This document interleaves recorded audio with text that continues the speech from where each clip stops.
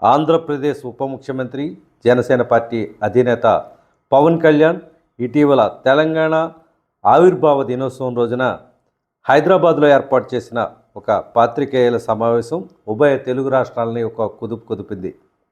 ముఖ్యంగా ఆయన చేసిన కొన్ని వ్యాఖ్యలను అటు తెలంగాణ వాదులు, ఇటు ఆంధ్రాలోని వైఎస్ రాజశేఖర రెడ్డి అభిమానులు తీవ్రంగా మనస్తాపానికి గురయ్యారు. మనసు నొచ్చుకుంది. వారి ఆవేదనకి అంతు లేకుండా పోయింది. చాలామంది ఖండించడం జరిగింది. ముఖ్యంగా తెలంగాణ వాదులైతే ఒక స్థాయిలో అటు కాంగ్రెస్ వాళ్ళు, బీఆర్ఎస్ వాళ్ళు అంతా కూడా దాడి చేశారు. ఒక బీజేపీ మాత్రం పెద్దగా స్పందించలేదు. అయితే తాజాగా రాజశేఖర రెడ్డి మీద పవన్ కళ్యాణ్ చేసిన వ్యాఖ్యల పట్ల ఆయన అభిమానులు నొచ్చుకున్నారు. ఈ నేపథ్యంలో కేవీపీ రామచంద్రరావు, ఎవరైతే మాజీ రాజ్యసభ సభ్యుడు, రాజశేఖర రెడ్డికి అత్యంత ఆత్మీయుడు, ఆయన ఆత్మగా పిలువబడే కేవీపీ రామచంద్రరావును కలిసి లేదా ఫోన్లో చాలామంది దీనికి తీవ్రంగా ఖండించాల్సిన అవసరం ఉంది. ఆ రోజు ఏం జరిగింది, లేకపోతే రాజశేఖర రెడ్డి దగ్గర అత్యంత సన్నిహితంగా మెలిగిన ఆయనే చెప్పాలి కాబట్టి ఆయన దీని మీద స్పందించాలని ఒత్తిడి చేయడంతో ఆయన ఒక లేఖను బహిరంగంగా పవన్ కళ్యాణ్ ఉద్దేశించి విడుదల చేయడం జరిగింది. ఆ లేఖను యథాతథంగా ఈస్ట్ న్యూస్ వీక్షకుల కోసం అందించే ప్రయత్నం చేస్తుంది. అందులో భాగంగా కేవీపీ రామచంద్రరావు ఏ విధంగా రాశారంటే,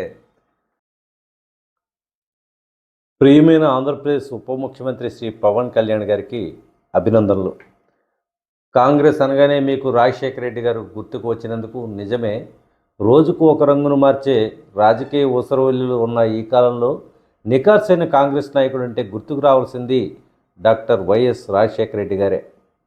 గత 2 రోజులుగా అనేక మంది వైఎస్ఆర్ అభిమానులు, అనుయాయులు తెలంగాణ ఆవిర్భావ దినోత్సవం రోజున పవన్ కళ్యాణ్ గారి ప్రసంగం చూశారా, అయినా స్పందించరా అని ప్రశ్నించడంతో మీ ఆవేశపూరితమైన ఆలోచన భరితమైన దీర్ఘ ప్రసంగాన్ని చూశాను. డాక్టర్ వైఎస్ రాజశేఖర రెడ్డి విషయంలో మీరు బహుశా సత్యమని నమ్ముతున్న అసత్య ఆరోపణలను ఖండించక తప్పడం లేదు. ముందుగా డాక్టర్ వైఎస్ రాజశేఖర రెడ్డికి వైఎస్ఆర్సీపీ పార్టీకి సంబంధం లేదన్న విషయాన్ని చాలామందిలాగానే మీరు కూడా గుర్తించడంలో విఫలం అవుతున్నారని ప్రజలు భావిస్తున్నారు, గమనించండి. ఇక మీ ప్రసంగంలో ప్రస్తావించిన విషయాలకు వస్తే, మీరు ఏదో చికిత్స నిమిత్తం ఆసుపత్రిలో చేరింది 2005లోనో 2006లోనో గుర్తులేదు అన్నారు. కానీ అప్పుడు రిలీజ్ అయిన మీ సినిమా పేరు మాత్రం మీకు కరెక్ట్గా గుర్తుకుంది.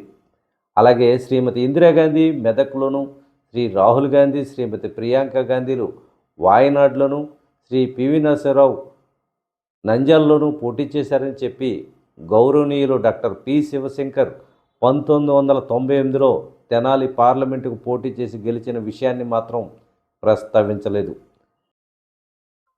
మీకు తెలియదో, ఇది కూడా మర్చిపోయారో తెలియదు. ఇక రాజశేఖర రెడ్డి పేరును ప్రస్తావిస్తూ ఒక ఉన్నత పోలీస్ అధికారి మీకు ఏదో చెప్పాడని, మీరు అమాయకంగా అది నమ్మలేదని, అయితే 2 సంవత్సరాల తర్వాత అది నిజమైందని చెప్పారు. దీన్ని నిశితంగా పరిశీలిస్తే పూర్తి అసత్యమని తెలుస్తుంది. నాకు రాజశేఖర రెడ్డి అభిమానులకు గుర్తున్నంత వరకు ఆయన సీఎంగా ఉన్నప్పుడు మీ మీద, మీ కుటుంబ వ్యవహారాలకు సంబంధించిన మీలో మీరు పెట్టుకున్న కేసులు తప్ప ఎటువంటి తప్పుడు కేసులు, రాజకీయ కేసులు బనాయించినట్లు ఆధారాలు అయితే లేవు. కానీ కేసులు బనాయించారని మీరు ఒక ఆరోపణ చేశారు. శ్రీ జలగం వెంగళరావు గారి నుండి నేటి ముఖ్యమంత్రి శ్రీ రేవంత్ రెడ్డి గారి వరకు అనేక కాంగ్రెస్ ముఖ్యమంత్రుల పనితీరును గమనించే అవకాశం నాకు లభించింది.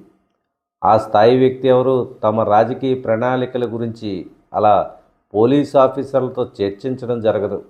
ఇక రాజశేఖర రెడ్డి ఒక పోలీస్ అధికారులతో అలా అన్నారనడం పూర్తిగా సత్యదూరం. మీ ఆరోపణలోని సత్యాలు నిగ్గు తేల్చడానికి ఆయన అసంఖ్యాక అభిమానుల కోరిక మేరకు నేను ఒక ప్రతిపాదన చేస్తున్నాను. మీరు చెప్పిన ఉన్నత పోలీస్ అధికారి, అప్పటికి ఐజీ, ఆపై స్థాయి ఆఫీసర్ ఎవరైనా లై డిటెక్టర్ ముందు మీరు ఆరోపించిన విధంగా రాజశేఖర రెడ్డి చెప్పారని చెబితే లక్షలాదిగా ఉన్న రాజశేఖర రెడ్డి అభిమానులు, నేను కలిపి 10 కోట్ల రూపాయలు తెలంగాణ రాష్ట్ర ముఖ్యమంత్రి రిలీఫ్ ఫండ్కి కానీ, లేదా అది మీకు ఇష్టం లేకపోతే మీరు చెప్పిన ఏ స్వచ్ఛంద సంస్థకు కానీ ఇవ్వడానికి సిద్ధం అని తెలియజేస్తున్నాను. మీ ఆరోపణలు నిజమని కనీసం మీరు బలంగా నమ్ముతుంటే మీరు ఈ ఛాలెంజ్కి అంగీకరించండి. ఈ ప్రతిపాదన మీకు వింతగానో విడ్డూరంగానో అనిపించవచ్చు, కానీ రాజశేఖర రెడ్డి వంటి ఒక ప్రజానాయకుడి గురించి ఆయన చనిపోయిన 17 ఏళ్ల తర్వాత కూడా గుండెల్లో గూడి కట్టి పూజించుకుంటున్న అసంఖ్యాక అభిమానులకు ఆయనపై ఇలా ఆధారాలు లేని ఆరోపణలు చేయడం చాలా బాధను కలిగిస్తుంది. నిజాన్ని నిగ్గు తేల్చాలనిపిస్తుంది.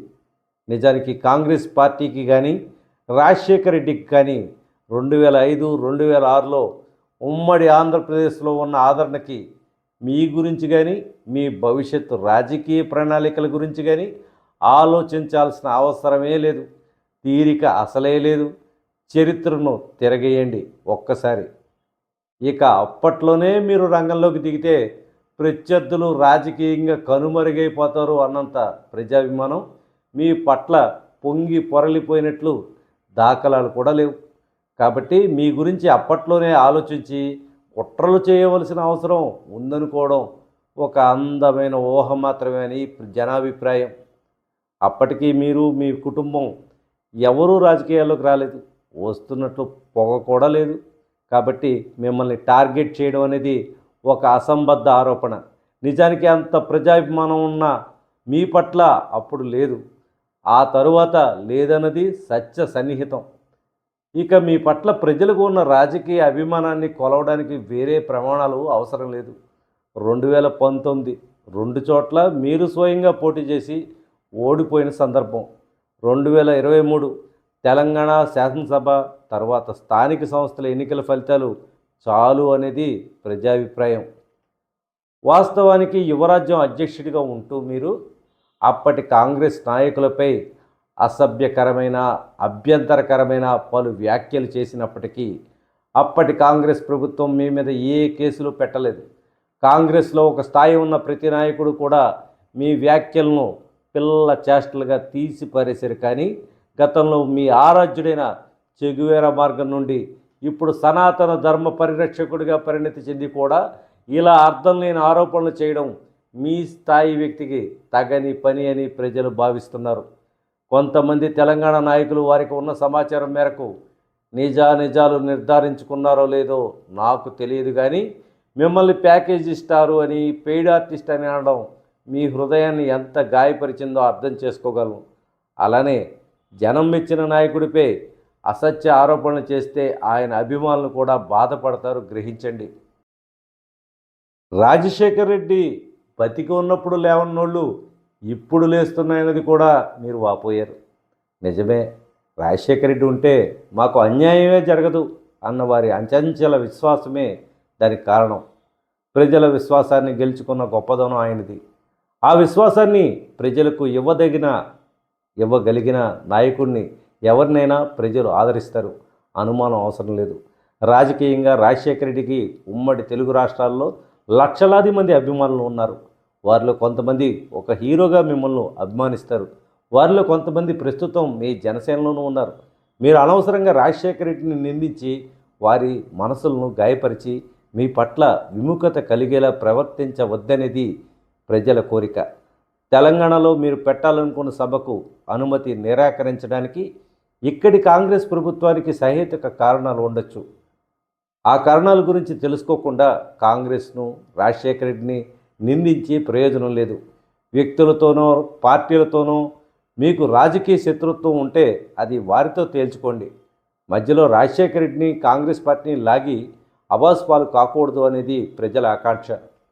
మొన్నటి సంఘటనపై మీ ముఖ్యమంత్రి చంద్రబాబు గారు కొంతమంది తెలంగాణ నాయకులు మీ పట్ల చేసిన వ్యాఖ్యల్లో తప్పులు వెదికారు. కానీ తెలంగాణ ఆవిర్భావ దినోత్సవాన్ని ఉత్సాహంగా పవిత్రంగా జరుపుకుంటున్న వారి మధ్యలో తెలంగాణ రాజధానిలో ఆయన డిప్యూటీ గారు ఆవేశంతో కలకలం సృష్టించడం సూచనప్రాయంగా కూడా వారు విచారం వ్యక్తం చేయకపోవడం బాధాకరమని తెలంగాణ ప్రజలు అభిప్రాయపడుతున్నారు.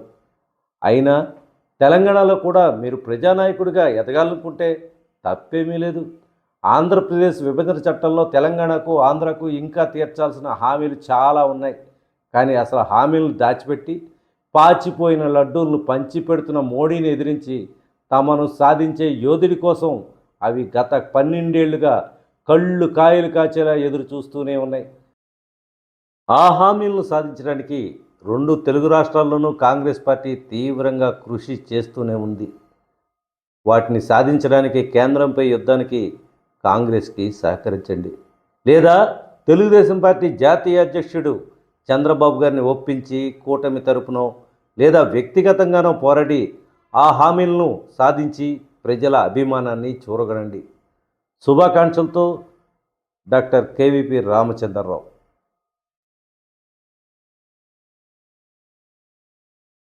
ఇలా 3 పేజీలు సాగింది డాక్టర్ కేవీపీ రామచంద్రరావు లేఖ. అయితే దీనిపై పవన్ కళ్యాణ్ ఆయన ఛాలెంజ్ని స్వీకరించి ముందుకు వస్తారో లేదో వేచి చూద్దాం.